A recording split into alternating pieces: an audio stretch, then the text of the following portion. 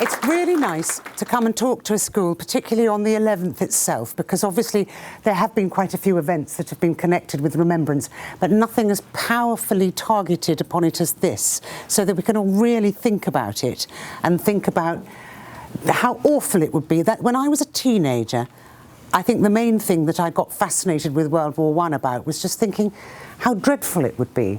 I remember my grandmother telling me that all the boys that she used to know just disappearing one by one, and they were just so damn sad, you know. I think it's brilliant that we are all still remembering, because the one message that old people gave when I was young was remember. You know, remember what I'm telling you. And I think in the introduction, or the afterword or something, to this book, I actually put my memory of going in the 70s, when I was a teenager, to go and see my granny in a nursing home. And the old lady that she was sharing her nursing home room with was an absolutely ancient lady called Miss Ball. And Miss Ball had been a senior nurse at Gallipoli. And she dealt with the absolute awfulness of that campaign. And the poor old thing still cried when she talked about being evacuated and having to leave the sick behind. So, and my granny said, now shake Miss Ball's hand, and because I want you never to forget. Of course, I haven't forgotten. You know, it was an absolute honour and amazement to meet her and think, oh, wait a minute, you weren't always this incredibly old lady. You were once having had an amazing time. You once did something incredibly difficult, dangerous, and I never forgot her. And the thing is, when I was a kid, everybody remembered the First World War. All old ladies were called Miss. So if you went to church, as I did, all the old ladies would be Miss this and Miss that. I actually thought there was even a special breed of old lady that just never got married. And of course, it was only that one generation. And people look at the death figures of the First World War and you think, oh, 250,000, 350,000, not that much. But of course, it's an enormous amount if you focus it onto one generation. And then suddenly, it's incredibly dramatic. And yes, there were people who just never married. And I'm always, to tell the truth, slightly astonished that my grandmother and her sisters managed to get married, because they disliked men so much. I really don't know how they managed it, quite honestly. And not from making effort, that's for sure. Now, I'm going to read a bit. I'm going to read a little tiny bit about a flavour of the war. I want you all to be thinking of questions to ask me, and also to ask Hannah if you've got any questions at all about publishing, what it's like, what you do, that kind of thing. So think about that, but also feel free to ask about Nesbitt and the war itself, because, my goodness, what a lot of books I've read. Use my research.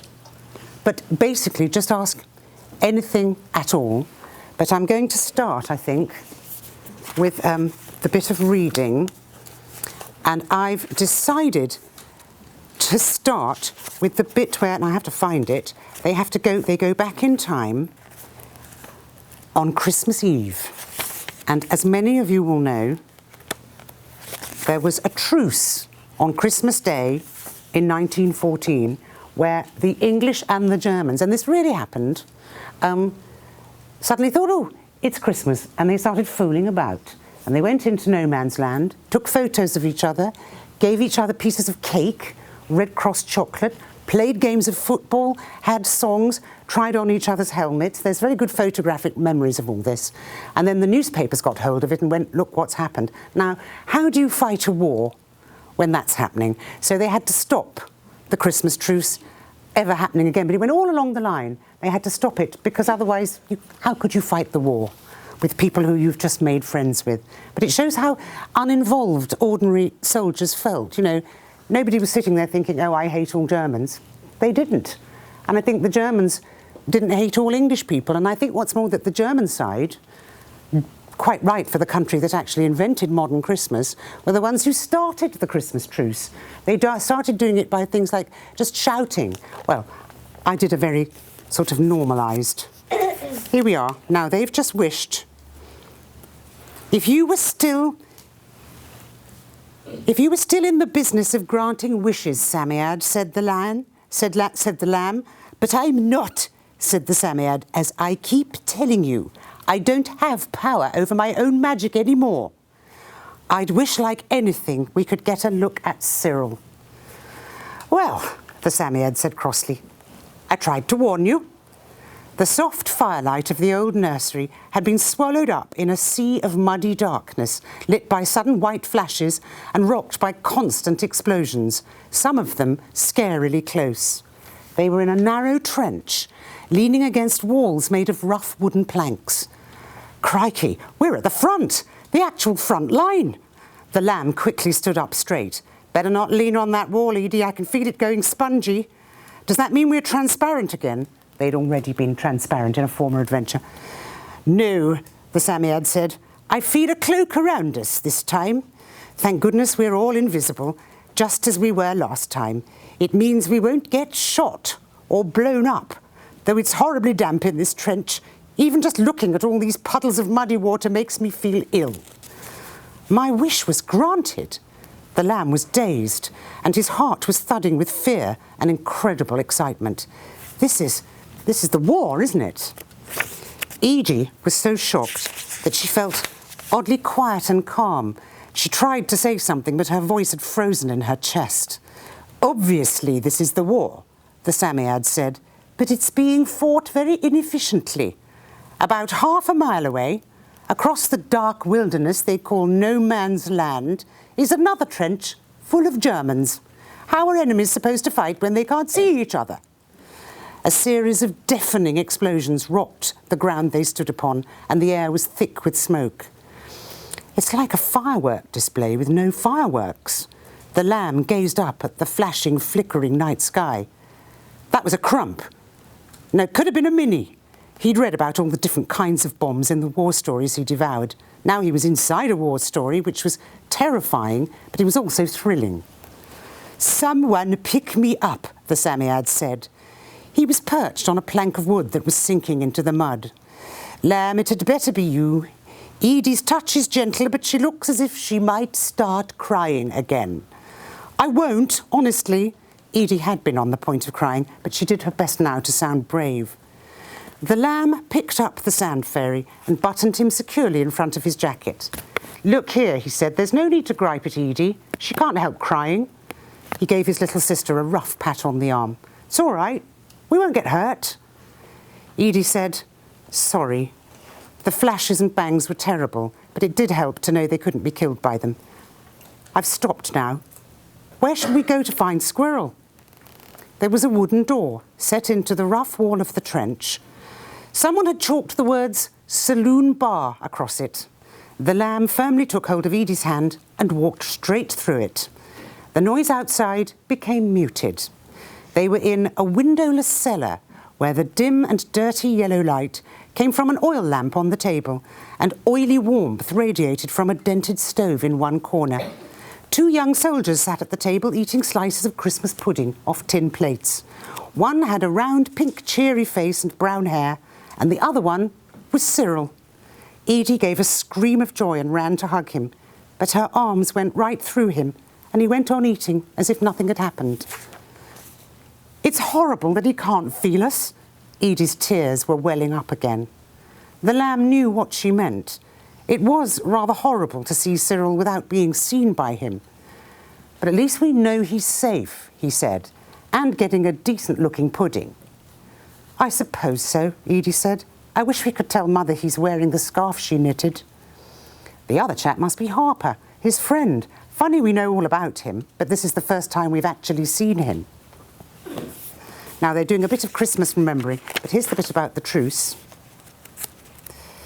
There was a loud knock at the door, and a soldier in balaclava and tin hat stuck his head inside. Beg your pardon, Mr. Harper, you speak German, don't you? A bit, Harper said. The Huns are giving us Merry Christmas, and we'd like to return the compliment. Crikey, Cyril said, wonders will never cease. The lamb and Edie followed them out of the dugout. The trench was now packed with soldiers, all grinning. The sky flashed above them as the great guns boomed. But the machine guns nearby had gone quiet. Shush, there it is again, someone said. Far away in the darkness, voices chorused, Merry Christmas, Tommy! A murmur went along the trench. Go on, Mr. Harper. "I don't suppose there's any harm in shouting back," Harper said. He climbed the ladder up to the machine gun in its nest of sandbags and yelled at the top of his voice, "Fröhliche Weihnachten, Fritz!" And from the German lines, they heard the sound of cheering. And that's, I think, probably quite a good representation of the Christmas truce as it happened, because I think everyone had a little shout at each other. And the thing about a war where lots of people are involved, I think, is that thing of you don't hate the enemy. Why would you hate the enemy? You just think they're just like you. And I think the silliest story that I loved, and it's a true one, this, that I was doing on my research, somebody on the English lines found that they could do their machine gun like this. Dum, da, da, da, dum, dum. Okay? Now, what do we need from that? They did it again and again until somebody in the German lines went dum, dum. And then they had a lovely game that somebody, whenever they got bored, somebody would just go dum, da, da, da, dum, dum. And then someone on the other side would go boom, boom. Now, that's not a very good way to fight a war, although it's quite fun. And I'm really ashamed to say that it was us, the British, who stopped it. Isn't that sad? Someone sent a notice about, I think it was frivolous firing, meaning stop having fun. And it was, and the account, actually, the man is quite wistful because they had to listen to the Germans sadly going dum, da, da, da, dum, dum, and not getting a reply, and how they must have wanted to just go boom, boom. But I mean, it's no way to fight a war, is it? I think this was the first war where this sort of thing was a problem, that it was very difficult to hate an enemy who you see and he's in the same boat as you. You think, well, you're firing at me, now I'm firing at you. How are we different? I think it did, to be fair, change as the war went on for years. And people then did start to resent the Germans, to dislike them, whatever, like enemies. But it's striking how long it took, I think, for them to hate each other. And before I start asking for questions from the floor, and I will very soon, so start thinking, I'll just say what inspired me to write this book, which is, I notice here, there's a beautiful copy of 5 Children and It. Or is it that Love by E. Nesbit? Now, I loved this book too when I was a child. And it's the story of 5 children go to a house in the country and they meet a sand fairy who can grant wishes. And it's very funny because the wishes keep going wrong. Just like, bizarrely, like they would in real life, you know. Nothing ever works like you think it will. And I thought for this book, writing about the First World War, the 2 boys, and indeed all the girls, are exactly the right ages to fight the war, to be killed in the war, to be affected by the war, to love men who were killed, whatever, to be nurses, as one of my girls is. And so basically, this is the 5 children growing up in the real world, though the Samiad is still there for his own purposes. And so that's how I kind of got the idea for it. And it came from the original comedy of the E. Nesbit books. Now, any questions from the floor? When you were a child, did you want to be an author? I'm glad you asked me that, actually. So now, when I was a child, did I want to be an author? Yes, I so did. And in fact, I wrote my first major novel, or I think of it as, when I was 14, and it was about the First World War, because it was the 60th anniversary, so it was very much to the forefront of everything, and we were all just learning about it. And so I wrote a book that starred my 3 best friends at school.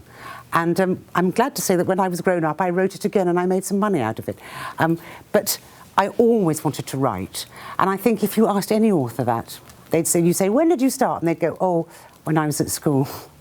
And that's how we all start. And what I love about it as well is, if you want to write, all you need, despite all the modern technology and computers and whatever, is a pen or a pencil and some paper. And that's still the basic equipment that we all use for writing a very old art form that really isn't showing any signs of going away yet, which is very nice for me.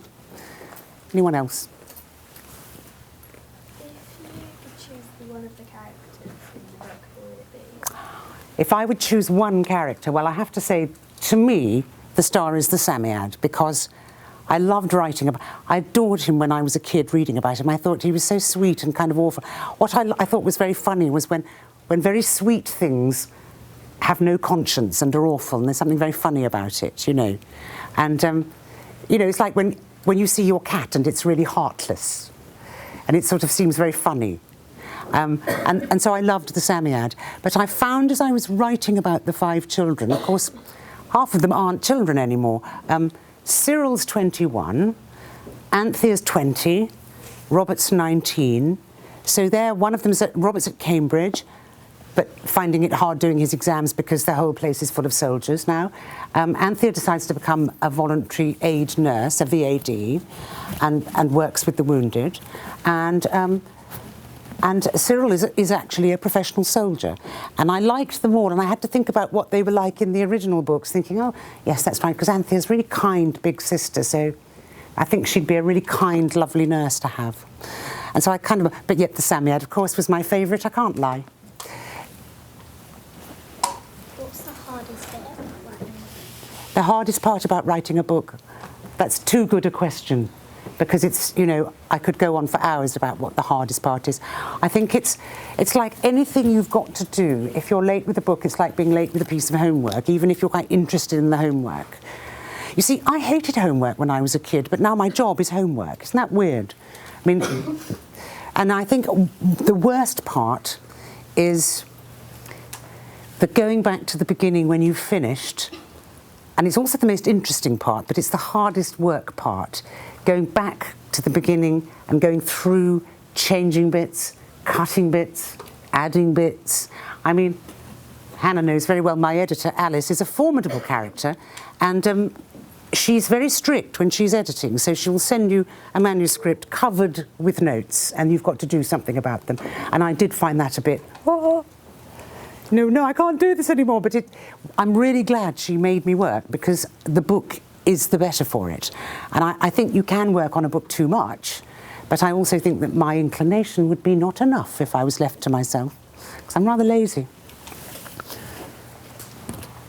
How long did it take you to write the book? I'm rather proud of this. Normally it takes me about a year to write a book like this, and I did it in, I think, something like 8 months, because we were so keen to get it out in time for now, and for the war memorials and everything.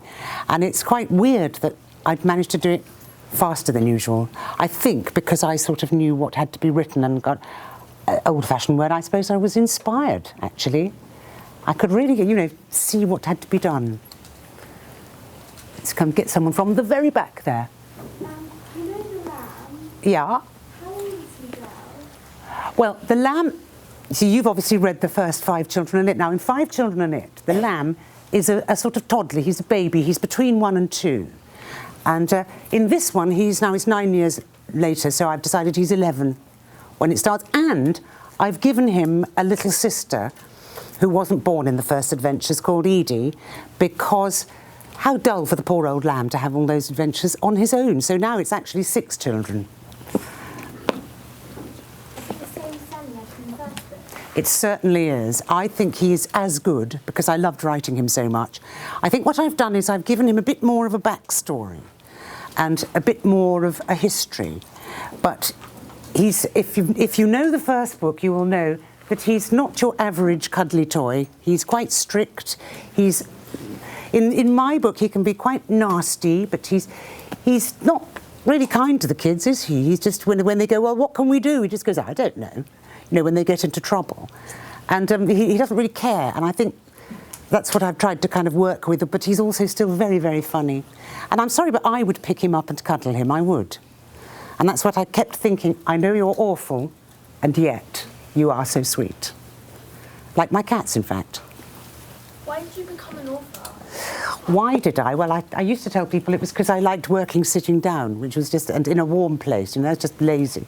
I think what it is you can't tell where the reading ends and the writing begins, probably. I think it's fair to say that if there's anybody here who's absolutely book mad, novel mad, can't do anything except read, inhales 9 books a week like I used to, there's a fair likelihood that you will write when you're older. There's a fair likelihood that you won't if you've never read a book, but people don't seem to realise that till they're grown up and go, I want to be a writer. Well, if you've never read one, you probably can't. But if any of you, like for instance in the summer holidays, I just need on a 5-book-a-week habit or something like that, it is likely that you will end up writing.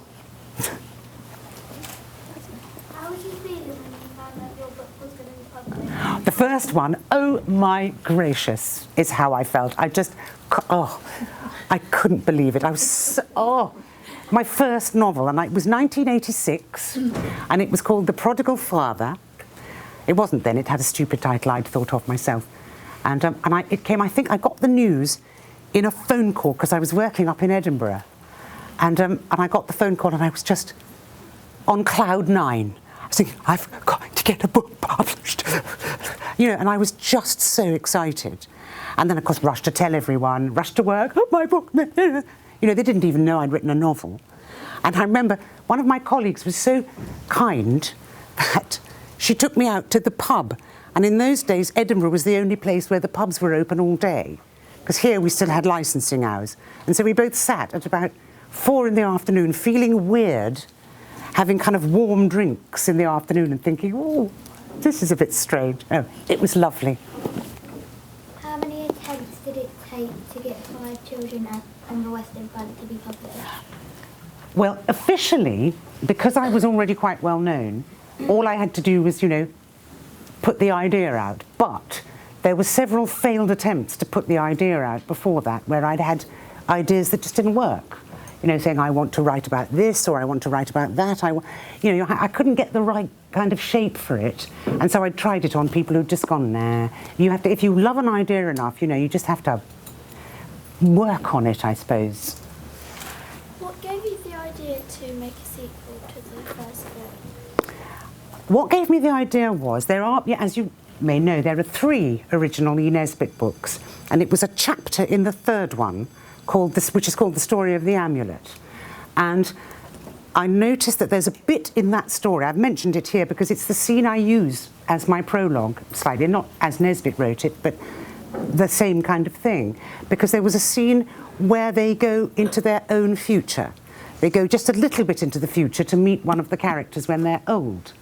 And of course, I'm reading it in 60s, 70s, 80s, whatever. You know, I just thought, how do you know what happened to them? I thought, no, I'm sorry, they'll have been through a world war by the time they're standing here. And that's what made me think it. I thought, no, Nesbit, how could she have known? She was writing in 1905. But looking from the other end of the telescope, you thought, no, this would be interesting to see what happened to these children growing up, because they're not eternal children. You know, nobody is, sadly. Why did you make the Samuel Sorry? Why did you make the Samuel a bit rude? I'm sorry, I can't hear, I'm rather deaf. Why did you make the Samuel selfish? I made the Samiad what? Rude and selfish. Rude. He is rude and selfish. If you read the original, I've done him no disservice. If you look in 5 Children in it, one of the lovely things about the Samiad is he's cross. But he's cross in a quite sweet way in the original books. He's like cross when you wake the dog up or something. You know, he's quite sweet and cross, but he's cross and he's rude to them. He has no respect, not for humans. What inspired you to write books? Again, I think it's probably as simple as this, reading them and thinking there aren't enough in the world, which is certainly not true. But I think it was just getting the idea of the story, you know. You get kind of obsessed with it. I still am. How do you come up with ideas for books? And how do you keep on writing them so you get a little bit bored of writing? What, if you get bored with something when you... Yeah, if you're just like writing and then it goes on for a while. Well, it's quite true that you can bore yourself with your own ideas. That's quite possible. I mean, a couple of times, and so, again, that's a good question, because authors don't tell you this, but a couple of times I've written kind of halves of novels and suddenly thought, no, I'm bored. And if I'm bored, what are the readers going to be? You know, so yes, it does happen. Is there someone special who helped you write the book? Not helped me, but of course I had lots of encouragement, because my parents were very encouraging. They both wrote a bit themselves, and also they loved books. And they both usefully had lots of children's books that they saved from when they were little. So, you know, we weren't ever short of anything to read. And I think the biggest encouragement I got was that both my parents were very good at reading aloud. And so right from when we were tiny, we had fabulous books read to us, and both my parents were very good readers, particularly my dad, who did all voices and things.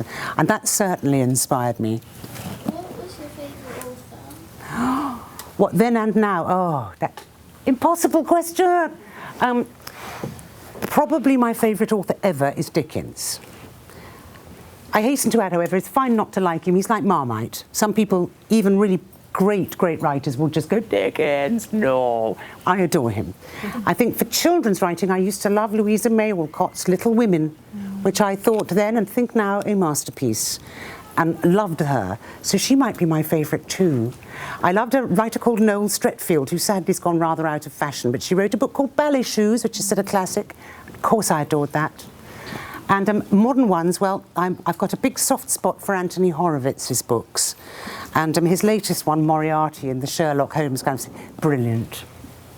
If you had to choose a favourite book which aren't any of your own, which one would it be? The fiendish question, did you all have that? If I had to choose my favourite of all time. Oh, okay. I think probably Dickens's David Copperfield. And that doesn't say that it's necessarily the best book, because you only said my favourite. If it's the best, of course, it'll have to be War and Peace or the works of Shakespeare, blah, blah.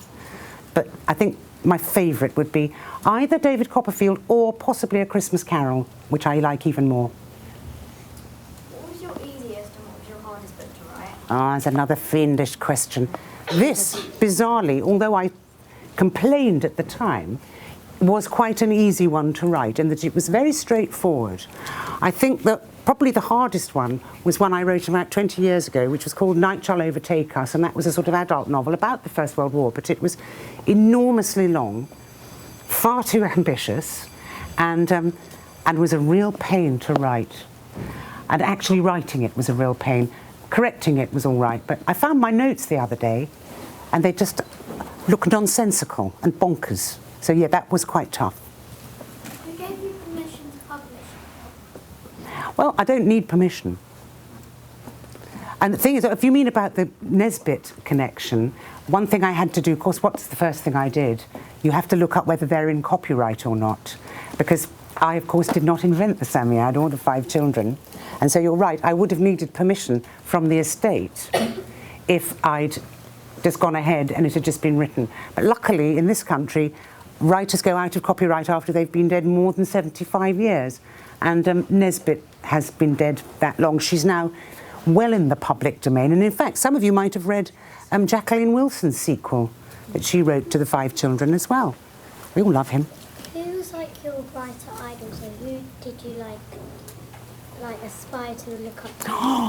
Who did I kind of want to be type of thing when I was growing up? Oh, that's a What was that question at the back? Oh, well, it was when I was a kid, what writer did I aspire to be? Who really inspired me? Very good question.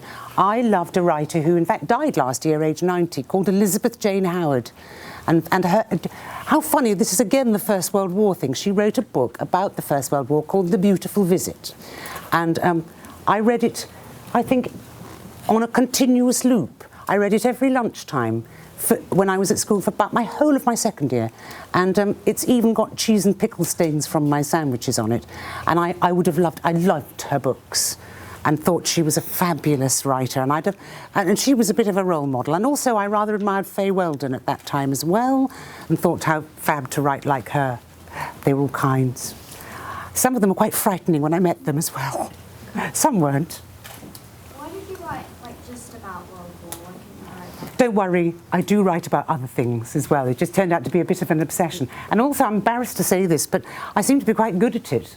Sometimes I feel as if I started this war, because I've been writing about it for so long, in which case, sorry. What's your favourite book that you've wrote? Ah, now again, another good question, because if you ask a writer, what's your favourite book of yours, you'll get a very kind of boring answer about, well, this one was good, but then. And then that one was, I think my favourite is, well, I think this is probably my best. However, I've got a real soft spot for a book I wrote a couple of years ago called Beswitched, which I think is a bit of a favourite of mine, because that's about a girls' boarding school in 1935. And I had a real mania for reading about girls' boarding schools in the 30s when I was a girl. And so, yes, I'm a bit fond of that one. And to tell the truth, I sometimes read it to cheer myself up, which Mrs. Gaskell used to do with Cranford. I write on a computer, like everybody, but of course I do first drafts, notes, whatever, because I'm old, with a pen in my hand and a piece of paper, because otherwise I don't think things exist until I've seen them written down, and then I can read them and think, oh, you know. So yes, and, well, I write in a room full of books, which sounds nicer than it is. In fact, at the moment it's so dirty, I'm really glad nobody can see where I write, because you would lose all respect for me, if you have any at all. Why did you like reading so much when you were young? Why does one like reading? I'm just going to do a quick sweep of the room. Who loves to read books? Loves? You've got a lot of addicts here. Okay, yes. You can't tell what. Who reads? Well, no, you're all mad readers, aren't you? Just addicted to books. Well, that's why, I suppose. And that's why I think probably a writer or two of the future in this very room. I wouldn't be surprised. How many authors have you met? Quite a few, because we're quite, you know, there aren't that many of us. It's quite a small country, so you tend to meet a few. I've never met J.K. Rowling. I would love to meet her. I love her books. I'd love to just go up to her like a fan and go, I love your books. Because I think she's gorgeous. And I've never met I met Jacqueline Wilson once, just briefly, and I think she is just brilliant. And I met Elizabeth Jane Howard, though sadly, I didn't like her very much. And she didn't like me. I had the temerity to be a young girl at the time. And she was an old bag and she didn't like women. Sad. Fantastic writer, absolute genius. Would you prefer to write at home or in public? Oh, write, you mean do the actual writing work? I think I need to be kind of... I've never understood those people who sit and write in cafes. You know, how can they do that? I can make shopping lists in cafes. In fact, that's often what I do. If you see me writing in public, I'll be, you know, writing about sort of pasta and grease-proof paper and things like very boring things like that, because I can only write on my horrible desk, which, you know, as I say, very glad you can't see. Do you normally plan for a long time your books, or do you just sort of plan for a bit and then let your imagination flow? A bit of both, okay? It's quite true. You've got to have a long-term plan in a way. That's quite true. But in another way, there's a bit of a sort of... Oh, I mustn't take this off, it's got a microphone in it. You're on a bit of a roll sometimes. And sometimes things that you haven't planned at all, pop in your book, like that. It's very surprising sometimes. Approximately, how many copies of your books were sold worldwide? Now, that, again, there's a question that my agent might ask, a very good one indeed. How many of my books? I've sold, well, worldwide, I'm not a huge seller, but probably about 500,000 so far, because I'm hoping that I'll sell a lot more of my kids' books. I'm just out again in France with my witch books, which is very nice, because they've got really funny names in French. I think they're called something like Flonflon and Petit Grès à Loup or something. You know, I hardly recognise my own story. It's lovely. When you were a kid, did any of your family members or friends encourage you to write? Oh, totally. And in fact, my First World War novel, which I wrote when I was 14, was based on my 3 best friends. And they encouraged me all the time. And they would also criticise all the time. They'd go, well, I don't like my dress. Put me in a nicer dress. Call that a ball gown. So I'd have to go back and go, you know, do it the colour they wanted, you know, and another one would say, I don't like my shoes. You know, I want satin ones, and I want this, and I want that. I don't like my boyfriend that you've given me. I want to fall in love with someone nicer. And they would sit and order me to do all the kind of things. And that was quite fun, actually. You know, we spent a whole summer holidays kind of meeting up several times a week so that they could lecture me. And I once found one of the notebooks where one of my friends had written, right up to here, meaning that this was my homework. And I couldn't come to school until I'd finished the story. What cobblers it was. Now, anyone have any publishing questions for Hannah? I should probably explain what I do, might help. So I am a publicist, which means that I don't actually get to do much with the actual making of the book. But once the book is all put together, I'm the person who speaks to press, so I meet up with newspapers a lot, I organise events like this, I organise launch parties, I write all the press releases, and I go to events and festivals all around the country. So some things that I've done over the last couple of years. Does anyone know Quentin Blake? Yeah. So I organised a party for his picture book, and I got to sit and chat to him for ages, which was just wonderful. Might be a bit young. Have any of you read Cassandra Clare and the Mortal Instruments? books? Yes, Yes. a few of you. So I got to go last year to Comic-Con in London and spend time with Cassandra Clare and several actors from the film, with them in signing queues and things like that, and meeting all of their fans, which was very exciting. I get to go to all of the book festivals and watch amazing authors, including my own, but I also get to see lots of other things and just hear all these amazing things about books. So another author that I met, because you were asking about writers that Kate had met, does anyone know Judy Blume? I really hope you do, yeah. Yes. So I met her this Easter holidays and I cried. I got a little bit overexciting, and that's one of the really exciting things about working in publishing, because I was a 9-book-a-week person when I was growing up. I actually spent a lot of my childhood doing theatre stuff, and then I went and did English at university and just realised that I loved reading all day, so why on earth didn't I look for a job that involved that and involved actually talking to authors about it? Because a lot of my job will be asking an author about their inspiration so that I can pitch it to a newspaper or something like that. So I get to spend all my day talking about books and people pay me to do it. It's really, really exciting. So that's sort of the basics of what I do and what being a publicist is. But if you have any questions about editors or any other jobs in publishing or books in general, then I can do that. Yes, feel free to fling a couple at her. And in the meantime, well, while you're thinking about that, any more for me? Bring it on. Oh. Do you have any other hobbies other than writing? I'm really ashamed of this. No, not really. But in fact, what I do is I write a lot, and I of course read a lot. I mean, partly for work, partly for pleasure. And you know what? I love television. And the thing is, it's really, you always feel you have to apologise for this and go, look, I'm really sorry, I love television. I absolutely love things like, oh, I'm ashamed to tell you, the least shaming would be things like Sherlock and Poirot and things like that. Oh, absolutely adore them. Shaming ones? We want the shaming ones. Yeah. Doctor Who. No, everybody loves Doctor Who. Okay, the shaming one, Escape to the Country. Okay? It's great. No, it is lovely. And if that's my phone, ignore it. Oh yes, over in the back there. When you don't know what to write about, do you just kind of look around your house and kind of see a household object and kind of write about it? What you mean, sort of taking a bit of inspiration from roundabout? It's funny, not about my house, but I do it.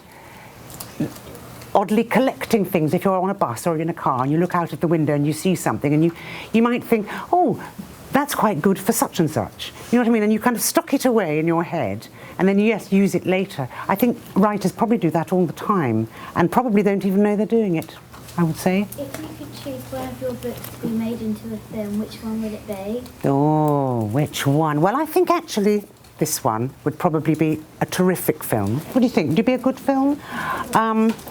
There have been a couple of attempts to do my books into films, and I just spent the money and the films never got made, and I'm quite glad about that because they wouldn't have been right. How long does it take just to write one book?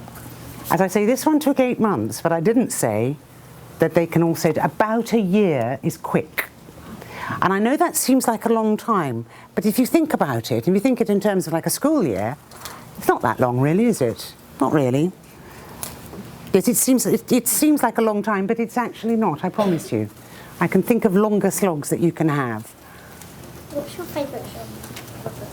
My favourite genre? Oh, that's a very smart question. Now, I love children's books, but that's not really a genre. I do, however, love genres, and I like a bit of crime. I like a bit of, well, I just said Horowitz. You know, he writes a blisteringly good crime novel. What's your favourite blurb from a book? Favourite blurb? Mostly when I remember blurbs, it's other people's and it's because I'm laughing at them. I'm going, ah, she fancies herself or something like that. I actually like blurbs where my publishers do brilliant blurbs for children's books because they have meetings about them. You know, they're so important and they make them really... try to make them look as exciting as possible without kind of... It's really boring if they try and put too much information in the blurb, isn't it? You get bored after a while. You just want to know, why should I care about this story? What's in it that's exciting? That kind of thing. And I think Faber's done rather well with mine. If you could choose any object, so say you got a chair, could you write a story about that chair? You're darn tootin'. I so could. I mean, and so could you. if you think about it, what happened? A chair is quite a good object as well to write a story about because people sit in them. So, you know, you've got the cast of bottoms in that chair to write about. And I think, in fact, that Dickens wrote a short story that was from the point of view of a chair and managed to kind of get rather a good ghost story out of it. So, yes, you can. There's all kinds of things you can do. Just a chair with something less easy than a chair, really, I suppose. I'm behind you. Do you like your own books or other people's? Do I prefer my own book? Oh, that's too true a question that I have to think about. The thing is, I think if other authors had never written their books, I'd be really sad because I'd have had nothing nice to read. So if I liked my own books best, I'd have to do all the work myself. And I quite like it that lovely authors have done the work for me. How old were you when you read your first ever book? When I read my first ever book, I can't remember when I first picked a book up by myself because it's sort of all mixed up in, sometimes it was, you know, Mum and Dad were reading to me or, God, I think I'd have been about 7 or 8. Does that sound about right? It's about 7-ish, 8-ish when you start getting books that are a whole book. I mean, let's see where you start with. I mean, these days it would be Horrid Henry, wouldn't it? Who likes him? I love him. And old Horridy, you know, I know the lady who writes Horrid Henry and she's the nicest woman in the world. And her son is Perfect Peter. Isn't that weird? And she says, I'm sorry for Horrid Henry. I'm sorry for Peter, she says. Horrid Henry's so horrid. I love it, she didn't make him up. What's the longest time it's taken you to publish and write a book? To write a book, my longest one was, I think, took me about 3 years to write, and that was a slog. And that was a long book, and it was a slog. I mean, it's very involving and exciting work, but at the same time, you feel really weird when you finished it. You just think, good Lord, that's over. It's weird. Would you prefer to write, if you have a choice, non-fiction or fiction? Definitely fiction. Who doesn't like making things up? Me, I love making things up. What's your favourite word? Oh, my favourite word. Well, now, my favourite word of the week. I like, I like poignant. Because it just is such a word of, I just like it, poignant. And I also like fudge, because it sounds like what it is. Doesn't it? Doesn't fudge make you think of a piece of fudge? So, and I actually like eating fudge. So I really think that's a great word. Are you going to write any more books? Oh, I hope so, yes. I'm doing one for adults at the moment. Sorry, we're all thinking of fudge and still. Oh, lovely. Now, hands up who hasn't had a question answered. So keep your hand up if I haven't answered you yet. I've done you quite a lot. I think you're going to be a writer. I can tell. The best part of writing a book is when it's going well. I used to think the best part of writing a book was when I'd finished it and everyone would go, you're brilliant. And of course that doesn't happen as often as you think it should. So that's not something to go on. The best part of it is when you've finished it a bit, or you've had a wonderful idea but it's just gone really well. And for instance, I felt like that about a chapter in here, a bit that I just read you, the Christmas truce chapter. When I'd written that, I thought, that was really fun. And that I was pleased with it. If you could ever rewrite anything you've ever written, what would it be? The whole lot. If I could rewrite it, particularly with my adult fiction, I'd go right back to the beginning, do the whole lot again. But I'm lucky I don't have to. As for my kids' fiction, I think I'd just leave it there.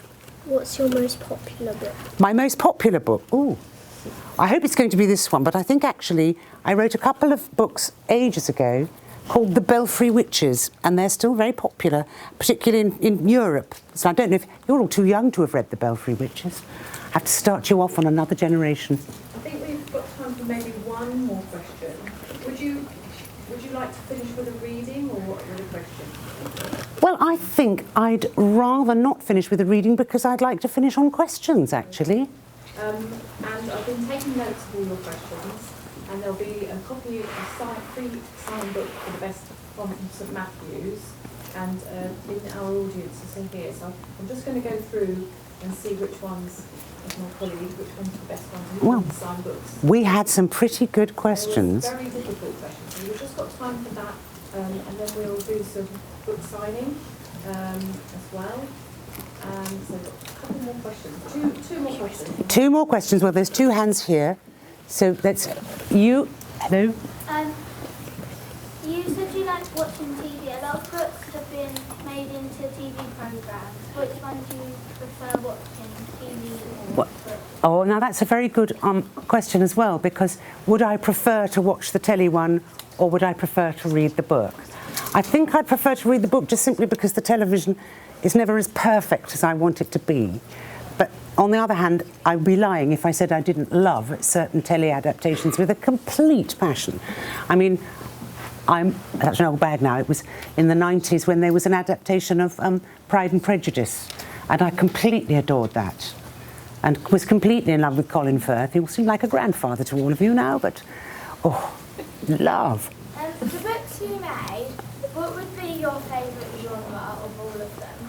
The favourite genre? Yeah. Oh. Well, I used to write romantic novels, and I have a soft spot for that, but I think generally the group I'm happiest in is crime. You know, I like a good murder, not in real life. One more question from Do you. you read your own books a lot?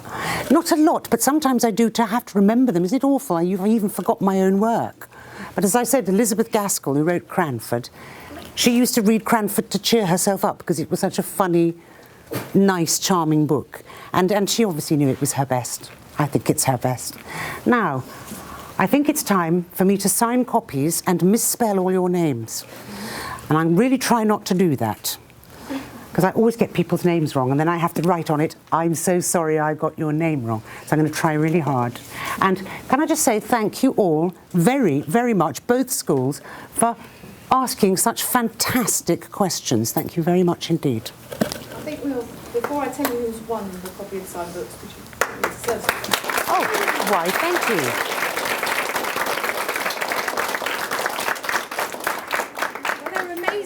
Amazing questions. I wasn't quite sure which questions came from the front, so if I didn't get your one, I'll make sure I'll just talk to your teacher and check with that. We liked the one that said, was there someone special in your family that encouraged you to write? Who was that? Yes, I thought that was so. Will you stay at the end and make sure you get a signed copy, and we'll take your picture. That one. We had a bit of a difference of opinion over there, but I liked. Could you write a story? Could you write a story about a chair? And very good question. And you knew about Dickens had written that story, and it made you think about that. Because one of the things we'd like to get out of events like this is there are writers amongst you. You have to write for your English teachers, but you also learn to write for yourselves as well. And something like this, having Kate here and Hannah, has really helped you think about your writing, whether you're in year 6 or you're going through to sixth form as well. So thank you for that. So the other one was, would you rewrite any of your books, any of your own books? Because you'd said how difficult it is to edit and go back through. So would you rewrite any of your own books? That was 2. And there's one more. Because they were such great questions. They were extremely good questions. Your favourite book ever? Your favourite book ever? Because you answered that. Oh, that's you such a difficult question. For the answer, because it's one of the most difficult things, isn't it? So who did that question? Favourite book ever? I think that was you down in the corner here. Okay, so some of you asked, I think it was down here, it was about book sales. How many of your books are sold? Sasha. Okay, that was my favourite question that I knew was definitely from St Matthews. That's an excellent question. Where were they published now, the new series? Do you remember what Kate said? In France. In France, with a funny name, so it made you think about that. And imagine selling 500,000 books. And it's a lot of trees. I sometimes feel a bit guilty about that. But these days, they can all go on Kindle, can't they? So I'm just going to ask those that have definitely won a prize to come up, and we'll get those and we'll have your picture taken over here. And I've got Jess who's going to take your picture. And if you've come prepared to buy a book, we'll have you do this. We'll have you lining up. Perhaps here, so take your money or something like that. I know. Yeah. You put your hand up, and I'll come up to you. So who are the prize winners? Okay. So you'd like to come forward and let's do first. I know I'm a writer, but I don't have a pen. I do. So also provide pens. You get a copy of Oceans.